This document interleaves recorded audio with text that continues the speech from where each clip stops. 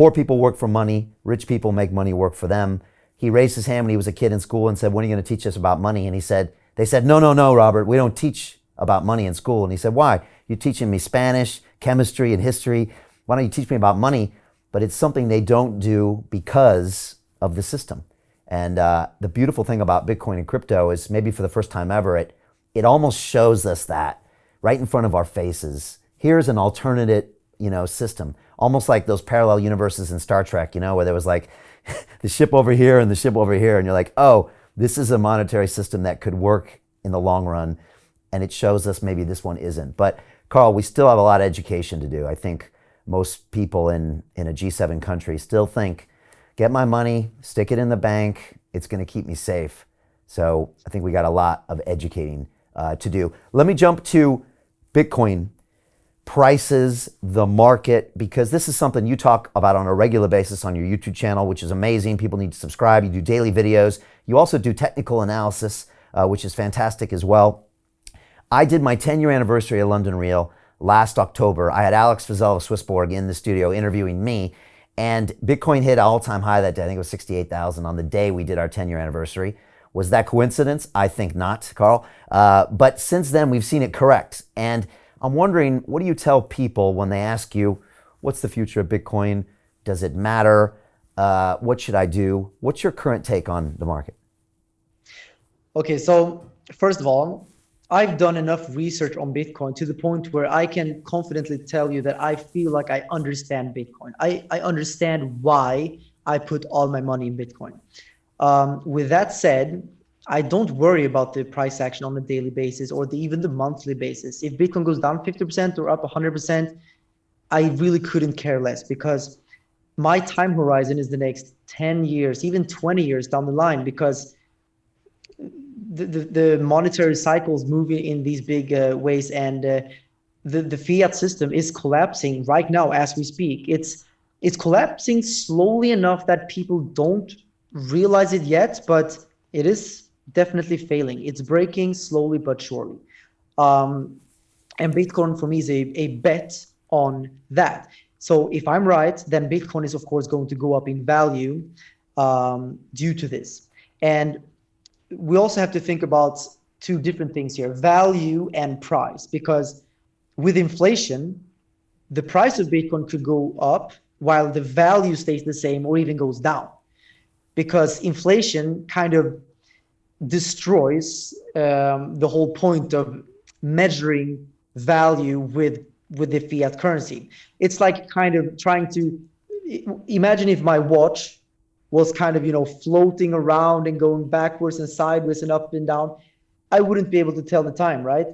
Same with inflation. Inflation makes it very hard to measure value with fiat. It's like, if you're in school with a ruler trying to make a straight line, if it's going like this all the time, how are we going to make a straight line? It doesn't work. So just like that would be a bad way to measure distance, fiat is a very bad way to measure value.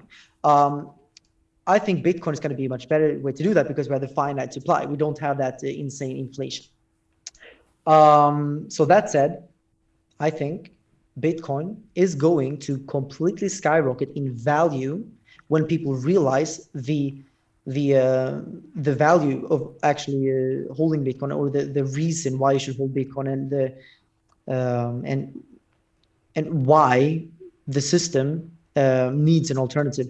And I've said it before, I think Bitcoin very, very easily will go to $6 million per coin, calculated in today's money. But if that takes place, then that means that the dollar has to collapse, because otherwise, basically Bitcoin will take over the value of all money in the world, and that would be approximately $6 million. But if that happens, then the actual price of Bitcoin will likely be something like maybe, I don't know, hundreds of millions, or maybe even trillions or quadrillions of dollars per Bitcoin because of inflation. But at that point, it makes no sense to even measure Bitcoin in dollars, because it's going to be completely worthless. The dollar will be, hyperinflated.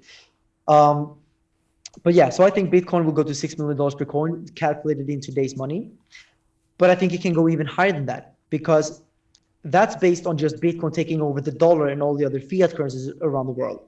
But I think that there's a lot of economic energy out there, monetary energy held up in the stock market, in the real estate market, in even art collections, in even old vintage cars, from people who are using these assets as a store of value simply because of the lack of an alternative. So these people that hold these assets, they are smart, they're rich, they made money, they understand inflation, so they don't put their money in a bank account, because that's like watching an ice cube melt in the middle of the desert. It's stupid, and these people understand. So they put their money in these different assets. However, these assets are not very liquid. If you hold $20 million worth in an apartment, I mean, if you want to buy something else, now you have to liquidate your apartment. It will take a couple of months maybe to find a buyer. Same goes with cars, even worse with art sometimes. You get the point. With Bitcoin, it's very liquid. It's quite fungible. I would say almost completely fungible. So you can sell it on the market like that. There's always a buyer for Bitcoin. So imagine when these people that have these assets, we're talking about maybe a couple of $100 trillion worth of value out there. When these people realize that instead of holding real estate and expensive cars and art, they can have the same amount of value hold up in Bitcoin, but stay completely liquid on a 1 minute's notice. They can liquidate their Bitcoin, get dollars or real estate or whatever it is they want. I mean, like I said in the beginning of this interview, I bought the watch, I bought my cars with Bitcoin. I mean, it's a life hack. It's a life hack. Imagine if I had all of my wealth in real estate. I can't just go to the watch store and tell them, hey, take my living room and I buy the watch. Doesn't work, right? Yeah. So I think that's a big point. Are you surprised that the world hasn't woken up to Bitcoin sooner? You know, when we hear about institutions looking at it and more people are talking about it, but are you surprised it's lagged? And did you think maybe it would really kick off more in 2022? Or does it not surprise you? I am actually not surprised at all, because first of all, there's a lack of education. People don't know about this. I would even go as far as saying there is a huge corruption going on out there. There are forces out there that are fully incentivized to keep people from using Bitcoin. Just look at the banking system. I mean, I've had bank accounts frozen and closed because of me using crypto. And, you know, just look at the school system. They don't teach you anything about the monetary system. They don't teach you about the dollar, Federal Reserve, how the banking system is completely corrupt and robbing you every single day of your money. They don't tell you that. Why? The politicians, I mean, are they doing anything? No. I feel like the world, you know, it's just very corrupt, and I don't trust the elites or the higher ups to have the best interest for me or for my friends or for anyone out there. So I'm not surprised that Bitcoin has not taken off yet. I'm not surprised that people don't understand what's happening in the world, because the information is being kept from them, I believe. So people are not stupid. They are just they're getting held out on this information. They're getting kept from the truth, which is very sad. But that's also why I am trying as much as I can to talk about these things. I'm speaking about this every single day on my The Moon channel and on my other channel called Runefelt. I'm trying to just inspire people to go out there and make a great life for themselves with the law of attraction and crypto, and that's a nice combination anyways. But yeah, so I'm not surprised, but I'm doing everything I can to speed up the process, that's for sure.